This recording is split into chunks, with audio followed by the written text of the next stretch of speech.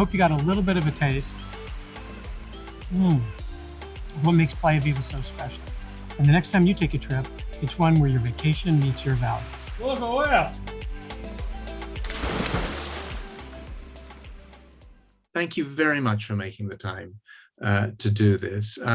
This is part of a series of interviews where we're looking at pioneers in what some people call the regenerative economy. And what I would love to do is just start with a question, which is quite a simple one. In headlines, so I mean, I hate it when people say, "What's your elevator pitch?" I've always refused to have one. And you don't have elevators, I suspect, in Playa Viva. But if you have to sort of distill what you do down into sort of a few bullet points for ordinary folk, how would you do that? I live in the Bay Area, where I think elevator pitches were created. So I've had to perfect one here. And depending on how many floors I have on that elevator, I generally describe myself as a regenerative investor and entrepreneur. I've got it down to that. So it's not that many floors. And it used to be a social and environmental impact entrepreneur and investor. And I used to do that because the word regenerative really wasn't part of people's lexicon. And there wasn't that kind of understanding of what that word meant. Do you think there's a danger that too many people are piling into the regeneration space too fast, or are you prepared to embrace the whole lot? John, usually this is kind of like the last question. You're getting right into it, right, really quickly. So, I think there is always a concern around folks in a movement that the movement is going to be co-opted. Yeah. And I remember back in a couple of years back in SVN, there was a online debate before we all had to do webinars, and it was between two leaders in the venture space. And it was Seventh Generation and another company, and one of them was saying, no, we shouldn't sell within the Walmarts and the Targets of the world, and the other one was saying the opposite. No, we need to have our products in those stores so that our movement becomes the mainstream. And so, I'm more of that second category, that sure, regeneration is a paradigm shift. And some people will grab regeneration and not fully understand what it means. And it is our role and incumbent upon us to make sure that when it is co-opted, it is fully co-opted with the entire paradigm shift that it represents. Let's go to your work on regenerative tourism. Where did that come from? Was there a magical moment where you suddenly stopped in the street and there was a blinding flash, or did it creep up on you? Well, I think like everybody's stories, it's an evolution. That we grow into these roles. I mean, I wasn't classically trained as a hospitality person. I didn't go to Cornell School of Hospitality. I worked in hospitality. My first job was as a busboy. I put myself through college waiting tables at Spanky's restaurant at Chapel Hill on Franklin Street. And, so I did have an understanding of it, but my background really was in media and technology. But, we got lucky, and our downstairs neighbors who we invested in, they got a lottery ticket out of the internet lottery that we have here, the high-tech lottery, I like to call it, because, some people think it's their brains, but in many ways, it's just timing, luck, and everything else. And with that, instead of, buying a house in Tahoe and a Porsche, my wife turned to me and said, before we bring kids into the world, we need to do something significant. And around that same time, we met a biologist who came to do a sabbatical at Stanford with Paul Ehrlich, the conservation biologist. And through Gerardo Ceballos, who's this Mexican biologist, we ended up visiting a jaguar science project he was doing to look at what the viable population was of jaguar in the Calakmul area in the Yucatan Peninsula. And he saw that this area was being losing the buffer zone protection it had. And so rather than, make those kind of consumer purchases, we invested in a conservation lawyer, and it ended up saving this vast expanse of land, like a couple 100,000 acres of land, as jaguar habitat. And that's how I became a conservationist. Mhm. And from there, got involved with Social Venture Network and some other folks, who really taught me that you can't solve conservation problems unless you solve the people problems that are associated with them, because all conservation problems are really just the pressures of people and their needs for the resources on that land. So that's how I became that social and environmental impact entrepreneur and investor. And around that same time, my wife went down to Mexico, bought some property, went to Greenbuild, met Bill Reed with Regenesis, and the work that he was doing really resonated with her, related to our values around social impact and conservation. Bill, I remember speaking to Bill, and I was still in high tech, and I was saying, Bill, anytime you build, you destroy. And Bill was like, no, if you really understand the history of place and how a place got to be the way it is, then you can understand your role in stewarding and bringing back the abundance that was once there. And I was really struck that one of the first things you did, one of the stepping stones, was to do a history of place. And I'm not familiar with, people do environmental impact assessments and so on, but they don't go back into deep history. What sort of inspired that, and how did that work? Well, I think it's that exact process that Bill and team in Regenesis have developed. And it involves doing a deep history of place and doing it really from a holistic perspective. So you're looking at the soil, the geology, the anthropology, archaeology, spoken history, word, the flora, the fauna, the flow of water and sun and energy. And you really get a full view of place. And then as each one of those creates a map, and as you layer that map, all those on them, you create a really vivid display, and it begins to reveal to you what you need to do on the land. It informs you. It's counterintuitive, but it is a beautiful process that if you trust it, it works very, very effectively. What did local communities make of all of this? Did they say, well, yeah, you've caught up with the rest of us, or were any of them surprised by some of the stuff you found? I would say what's happened is, what Bill Reed would call coevolution. That, we come in, they have no idea who we are, what we're doing. We involve them in this process of interviewing them about their hopes and dreams and aspirations of place. Much of what we heard was the community was dying.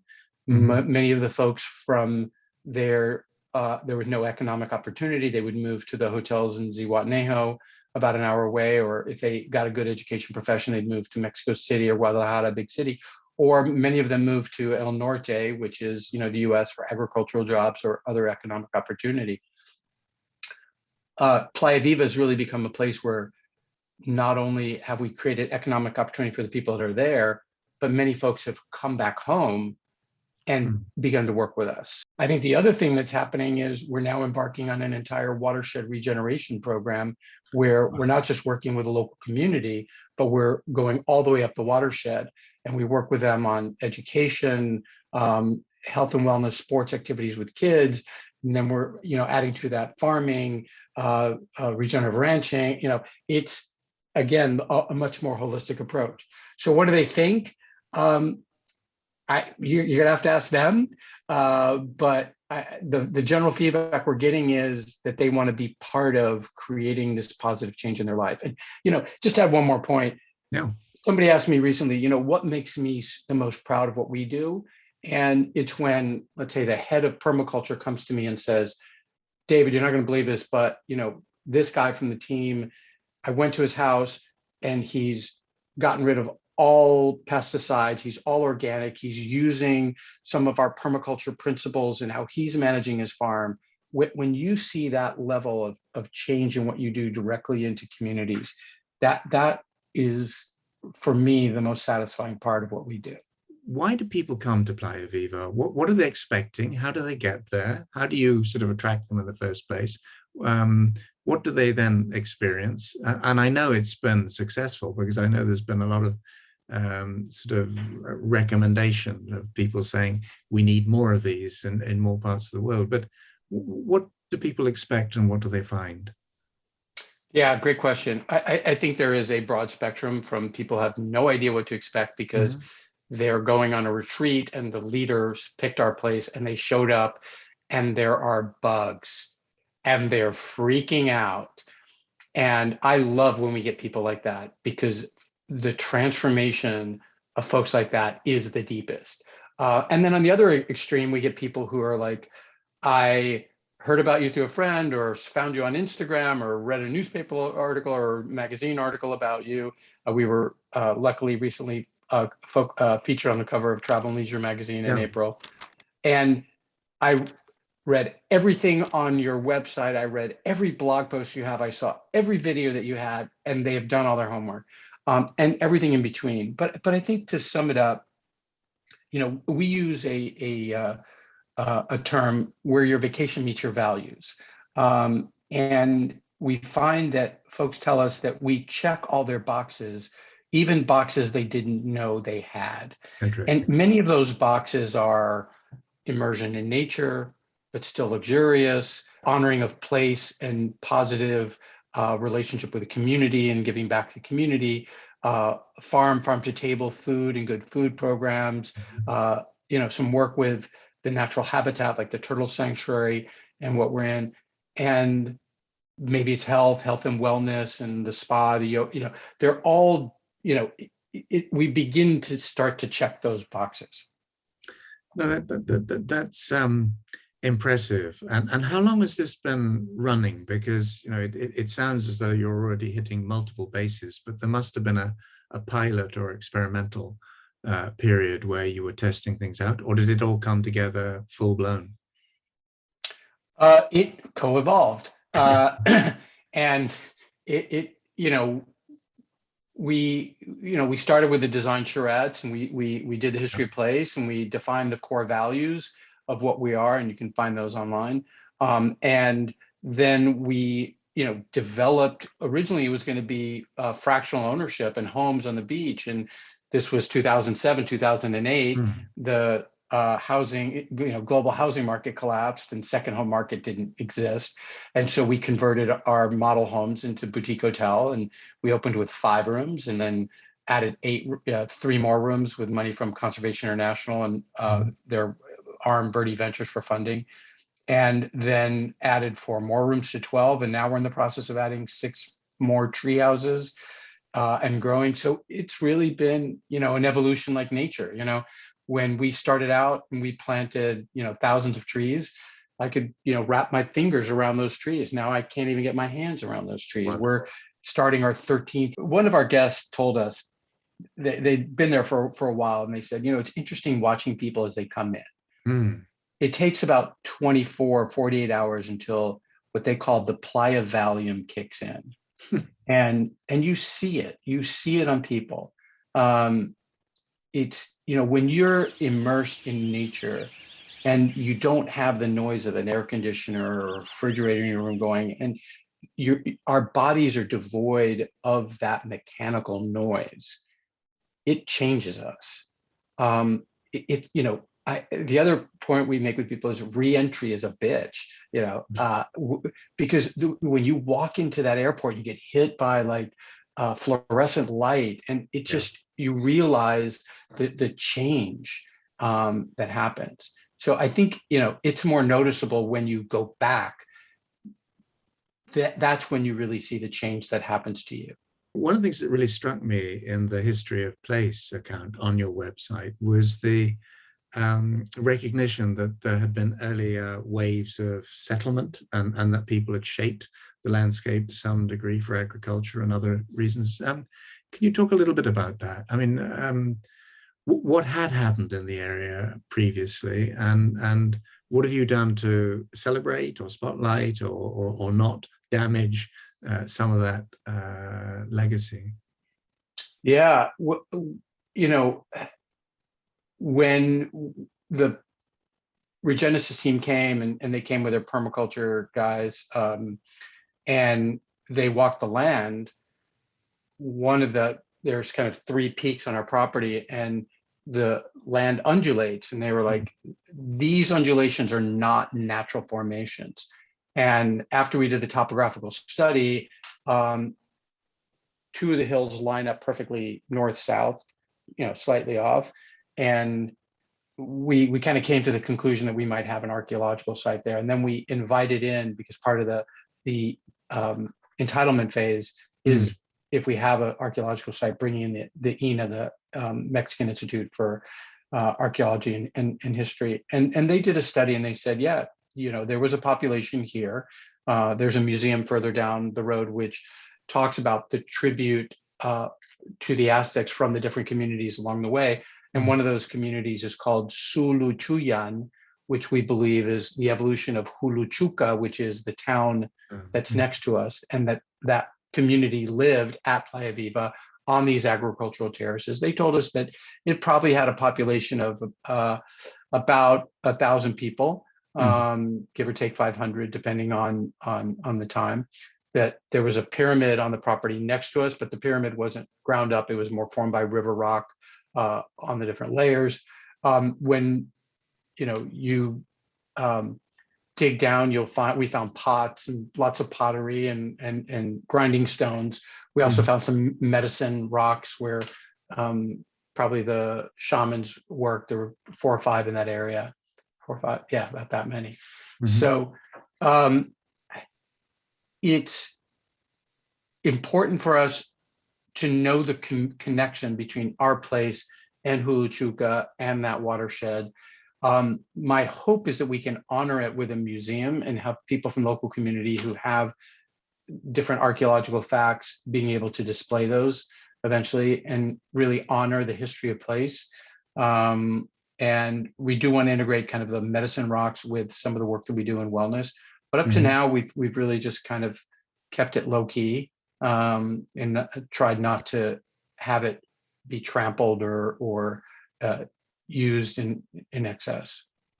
No, that makes a bunch of sense, and I love the sound of it. And you mentioned right at the beginning being innovator, entrepreneur, investor in the sort of impact space. I imagine you're not following each visitor around, tracking their individual impacts as they go. But how do you consider your sort of overall impact, and how do you communicate that to the wider world? I imagine through the website, and where's that going?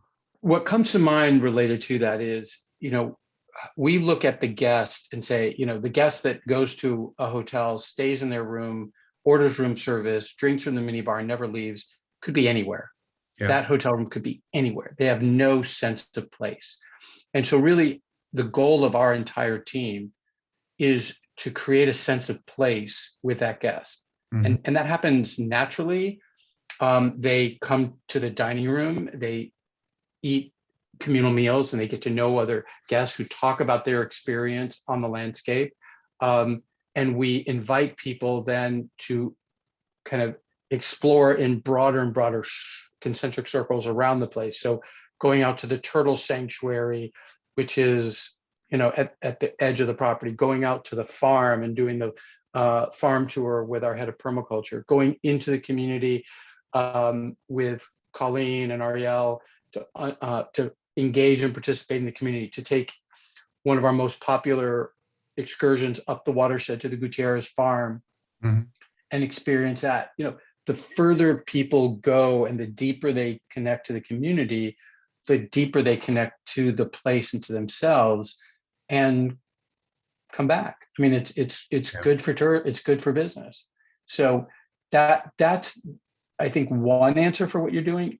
We also look at, when we say creating community, in the community of people that are there at the moment, the community, not just guests, but guests and staff, the community of the local community of Huluchuca, then the broader community of people who follow us and see what we do and that story, and trying to connect all of that together. And then really the regenerative travel, and not just us and our, outpost in the galaxy, but all of these other outposts, and how do we connect all of them together.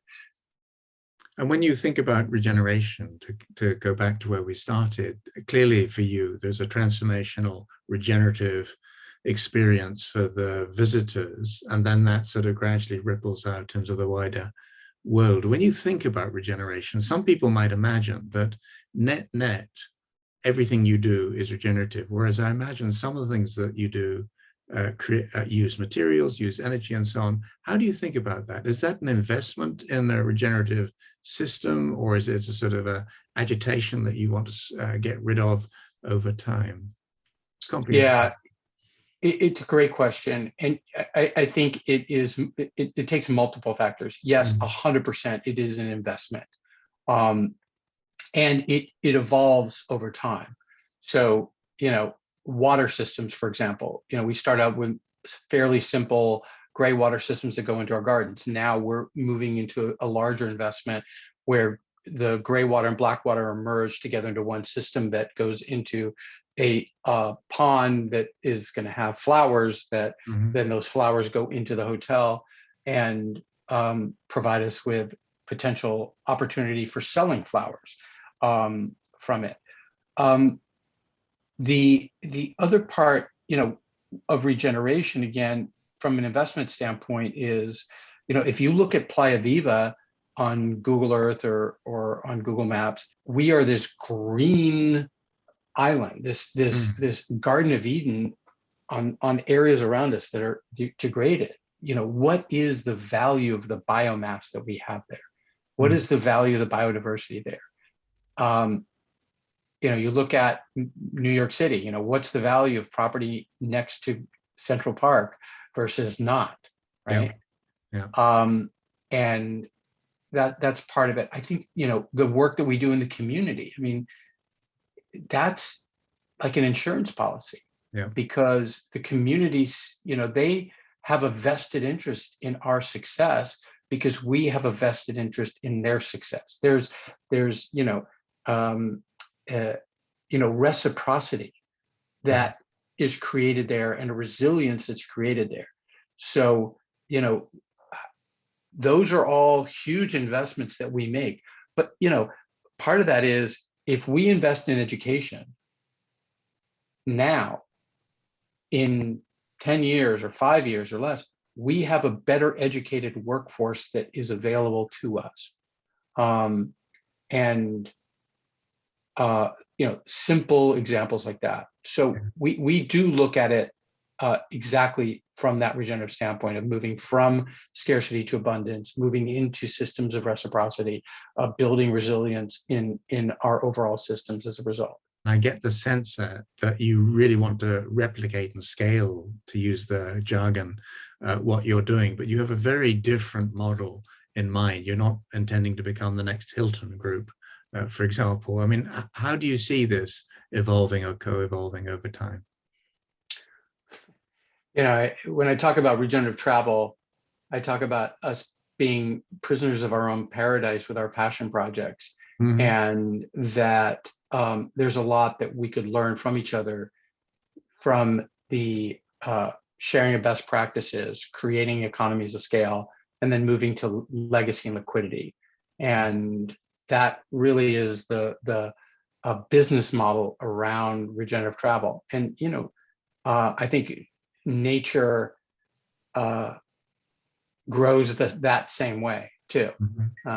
So we're really replicating natural systems and growing around each one of these individual locations with these wonderful, passionate people who are doing amazing things in their area. Well, I think it's one of the great comforts of this life of ours, where we try and sort of champion systems that are under stress or being destroyed, degenerated, whatever, that sense of other people moving in the same direction. But as I said right at the beginning, David, this is the first interview that I've done on regenerative tourism. You've set a very high benchmark for future ones that we may do. Can I just say thank you immensely, both for the time, but also for today, but also for the work that you've done and the lead that and the lead you've shown and the inspiration you've given. Thank you hugely. Well, John, thank you, because, you know, as I tell our guests who are there who say the same thing, if you didn't do this interview, if you didn't show up to Playa Viva, it wouldn't exist. So thank you for spreading the word and doing what you do.